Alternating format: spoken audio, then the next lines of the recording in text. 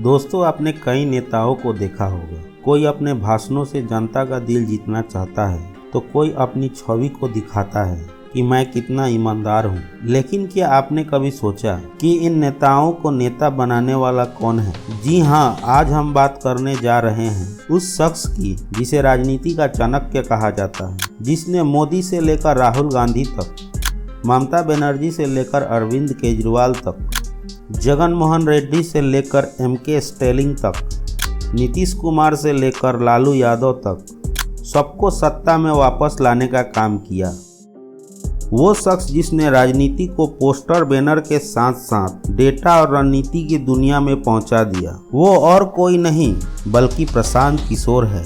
आज हम आपको बताएंगे प्रशांत किशोर की पूरी कहानी। कैसे एक लड़का बिहार से निकलकर यूनाइटेड नेशन में पब्लिक हेल्थ एक्सपर्ट बनता है। जिस नौकरी को पाने के लिए लाखों लोग सपने देखते हैं, उसे प्रशांत किशोर ने क्यों छोड़ दिया, आखिर क्यों? और फिर जब प्रशांत किशोर चुनावी रणनीतिकार के तौर पर अपने शिखर पर थे तो उन्होंने इस काम से संन्यास क्यों ले लिया? और फिर बिहार के गाँव में 3 साल तक पदयात्रा और फिर 2 अक्टूबर 2024 को जन स्वराज पार्टी का गठन कैसे हुआ, और उनके पारिवारिक जीवन पर थोड़ा नजर डालेंगे। तो दोस्तों, वीडियो को अंत तक देखें क्योंकि प्रशांत किशोर की कहानी इतनी दिलचस्प है कि आप देखे बिना रुक नहीं पाएंगे। कहानी शुरू होती है बिहार के रोहतक जिले के कोन्नर गांव से, जहां 1977 में एक मिडिल क्लास फैमिली में जन्मे प्रशांत किशोर। पिता श्रीकांत पांडे जो पेशे से एक डॉक्टर थे और माता सुशीला पांडे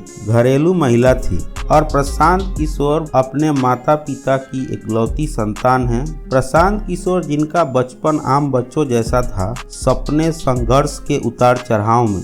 बक्सर से स्कूलिंग और पढ़ाई के दौरान कई उतार चढ़ाव आए।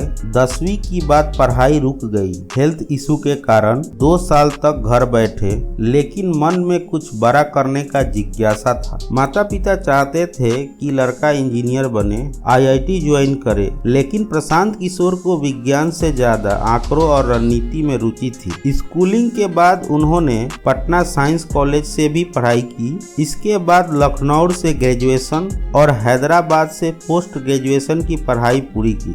प्रशांत किशोर की पढ़ाई और उनकी रिसर्च प्रोजेक्शन ने उन्हें सीधे यूनाइटेड नेशन तक पहुंचा दिया।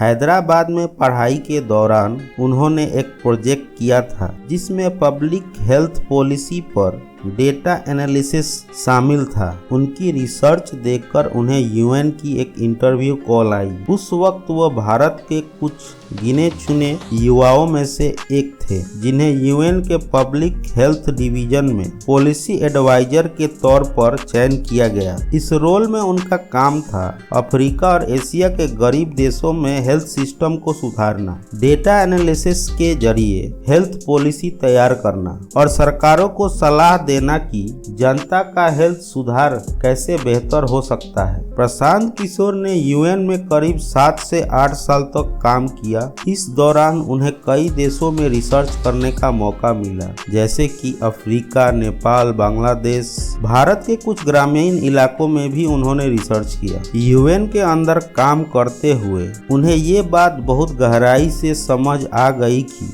नीति बनाने से ज्यादा जरूरी है कि नीति को सही तरीके से लागू करना, और ये तभी हो सकता है जब वो सरकार के साथ मिलकर काम करे। लेकिन कहानी यही खत्म नहीं होती, क्योंकि एक दिन प्रशांत किशोर ने वो फैसला लिया जिनसे उनकी जिंदगी ही नहीं बल्कि भारत की राजनीति को भी हमेशा के लिए बदल दिया। अब सवाल यह है कि उन्होंने गुजरात ही क्यों चुना, क्योंकि उस समय नरेंद्र मोदी देश के सबसे चर्चित मुख्यमंत्रियों में से एक थे। मोदी सरकार ने गुजरात में गुजरात मॉडल ऑफ डेवलपमेंट का बड़ा प्रचार किया था, और प्रशांत किशोर को लगा कि अगर उन्हें अपनी database governance and policy strategy को असल में लागू करना है तो गुजरात से बेहतर और कोई जगह नहीं हो सकता। दरअसल यूएन में रहते हुए उन्होंने भारत के कई राज्यों पर रिसर्च की थी और पाया कि गुजरात में गवर्नेंस एंड कम्युनिकेशन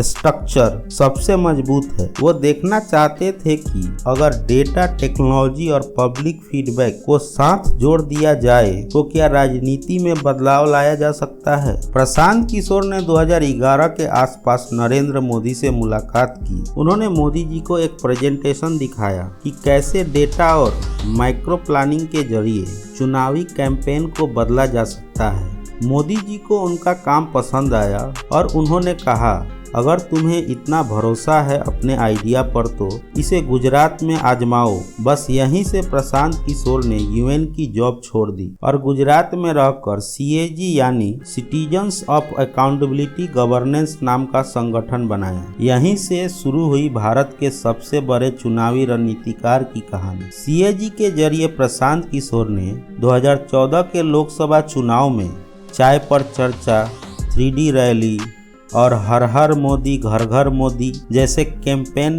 तैयार किए। नतीजा 2014 में नरेंद्र मोदी प्रचंड बहुमत से प्रधानमंत्री बने और प्रशांत किशोर बन गए भारत के सबसे चर्चित पॉलिटिकल स्ट्रेटेजिस्ट। इसके बाद CAG के जरिए कई नेताओं को सत्ता में वापस लाने में मदद की। 2015 बिहार विधानसभा चुनाव में महागठबंधन, जिनमें शामिल थी नीतीश कुमार की पार्टी JDU, लालू यादव की party RJD, Congress party Rahul Gandhi की, इन सब को जिताने का काम किया था। 2017 में पंजाब विधानसभा में कांग्रेस को सत्ता में वापस लाने का काम किया, जिनके मुख्यमंत्री थे कैप्टन अमरिंदर सिंह। 2019 में आंध्र प्रदेश विधानसभा YSR कांग्रेस को जिताने का काम किया, जिनके मुख्यमंत्री थे जगन मोहन रेड्डी। 2020 दिल्ली विधानसभा चुनाव में आम आदमी पार्टी को जिताया, जिनके मुख्यमंत्री थे अरविंद केजरीवाल। 2021 पश्चिम बंगाल विधानसभा तृणमूल कांग्रेस को जिताया, जिनकी मुख्यमंत्री थी ममता बनर्जी। 2021 में ही तमिलनाडु विधानसभा में DMK पार्टी को जीत दिलाई, जिनके मुख्यमंत्री थे MK स्टालिन। सिर्फ 2017 उत्तर प्रदेश के चुनाव में ही वो असफल रहे। बाकी लगभग हर बड़े अभियान में उनकी रणनीति से उल्लेखनीय जीत दर्ज हुई।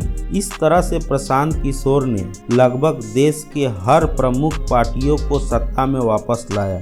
2021 के पश्चिम बंगाल तमिलनाडु चुनाव के बाद उन्होंने रणनीतिकार के तौर पर संन्यास का ऐलान कर सबको चौंका दिया। प्रशांत किशोर ने कई राज्यों में चुनावी सलाहकार के रूप में काम किया, लेकिन बिहार को लेकर उनका लगाव खास है क्योंकि वे खुद बिहार से आते हैं। बिहार में गंगा यमुना तहजीब के बीच विकास, रोजगार, पलायन, शिक्षा, स्वास्थ्य सहित मूलभूत सुविधाएं असुलझी है, जो लगातार वहां के युवा और आम जनता को प्रभावित कर रही है। और खासकर कोविड के दौरान जो बिहार सरकार ने बिहार से बाहर रहने वाले मजदूरों के साथ किया कि वो मजबूर हो गए हजारों किलोमीटर पैदल चलकर बिहार वापस आने के लिए, और बिहार सरकार ने कुछ खास मदद नहीं की उनकी, चाहे वो देश के कोई भी राज्य से क्यों ना हो।